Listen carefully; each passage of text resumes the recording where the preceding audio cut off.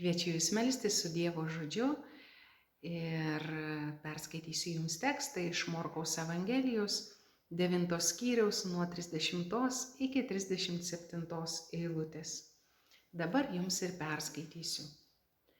Iš ten išėję jie keliavo per Galilėją. Jėzus nenorėjo, kad kas apie tai žinotų. Mokydamas savo mokinius jis tvirtino: Žmogaus sūnus bus atiduotas į žmonių rankas ir jie nužudys jį, bet nužudys jis po 3 dienų prisikels. Mokiniai nesuprato tų žodžių, bet nedrįso jį klausti. Jie atėjo į Kafarnaumą, namie jis paklausė juos: apie ką kalbėjotės kelyje? Jie tylėjo, mat kelyje jie ginčijosi, kuris iš jų didžiausias.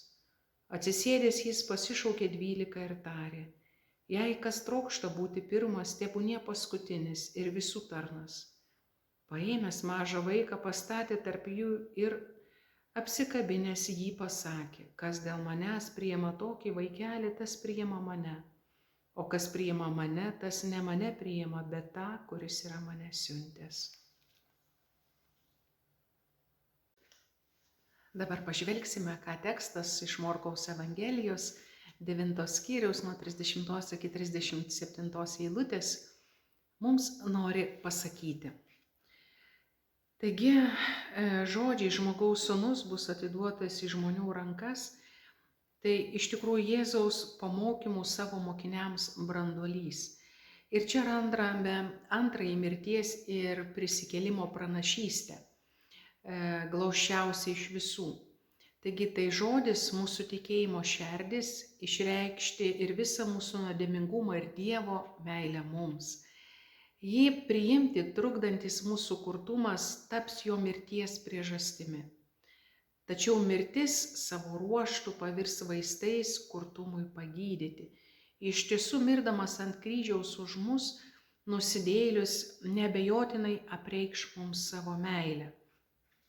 Ir iš tikrųjų žodžiai bus atiduotas į žmonių rankas turi labai dvejopą, trijopą reikšmę. Taigi Dievo tapusio žmogaus sūnumi, kad būtų atiduotas į žmonių rankas, slėpinys yra apreiškimo centras. Taigi žodis atiduoti, galima sakyti, tolygų išduoti.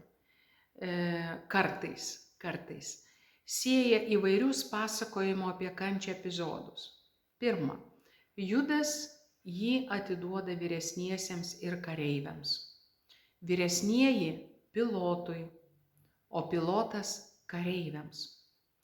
Tačiau paradoksas šios sąvokos atiduoti yra tas, kad pats tėvas jį atiduoda, o jis pats save atiduoda mums.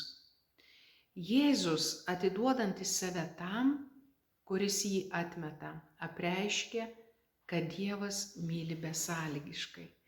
Ir čia išties mes galime mokytis iš šio atsidavimo besąlygiškos meilės.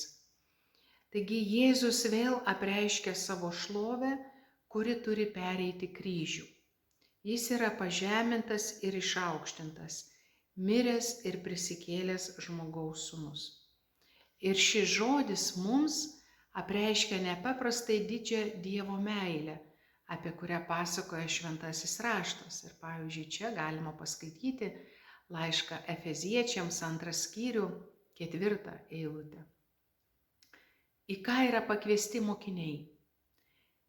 Priimti šį žodį, vienintelę duoną, kurią jis turi su savimi valtyje. Taigi pirmą kartą Jėzuje atskleidus šėtonas aiškiai pasirodė ir atvirai pasipriešino. Šį antrąjį kartą slepiasi po nesupratimo šydų, džiovindama sėklą akmeninės širdies nebylumui.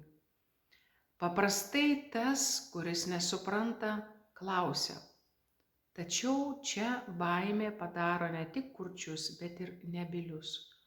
Jo mokiniai apimti tos dvasios, kurios ankstesnėme skyriuje nepajėgė išvaryti iš berniuko. Visa likusi Evangelijos dalis bus kova su ja. Taigi nužudys jį po 3 dienų ir prisikels. Jo mirtis nėra visa ko pabaiga. šis tekstas mums skelbia, o jo išaukštinimo pradžia. Buvo išaukštintas nepaisant nukryžiavimo, bet todėl, kad buvo nukryžiuotas. Ir kaip ir bažnyčioje, ir gilioje bažnyčios tradicijoje, tie, kurie pilnai paaukoja save, didvyriškai ir herojiškai dovanoja savo gyvybę už artimo meilę, tikėjimo saugojimą, atrodo pasaulio akyse jie yra pražuvę, nes yra nukankinti, nužudyti, arba kurie net nėra surasti ir jų kūnai nėra rasti. Tačiau Dievo akyse, bažnyčios šviesoje jie yra išaukštinti. Ir galbūt ne tiek daug paskelbta šventųjų, bet jie yra šventi mūsų atmintyje, bažnyčios istorijoje. Tai išties toliau tekstas sako, nedrįso jį klausti. Taigi nesuprato daugiau nei pirmą kartą, nebent tik tai, kad vengiant diskusijos geriau patylėti. Kurti ir nebylė dvasia, triukšmingai apvaldžiusi berniuką, patyliukais apėmė ir mokinius. Prieš tai bylojantis tekstas mums sako, nedrįstantis apsireikšti pasipriešinimams yra pats stipriausias. Kalba apie kryžių jį išryškina. Todėl kartu su berniuko tėvu galima prašyti tikėjimo, kuris mus išvaduotų ir išlaisvintų nuo jo. Viešpatie Jėzau, ateik ir tu būk mūsų šviesa, tu būk mūsų drąsa, kad tai, ko mes nesuprantame bažnyčioje, bendruomenėje, mes išdrįstume kreiptis ir ieškoti, kad galėtume vis labiau pažinti tave, tavo garbę ir šlovę. Palaiminto laiko su šiuo Dievo žodžiu. Sudie.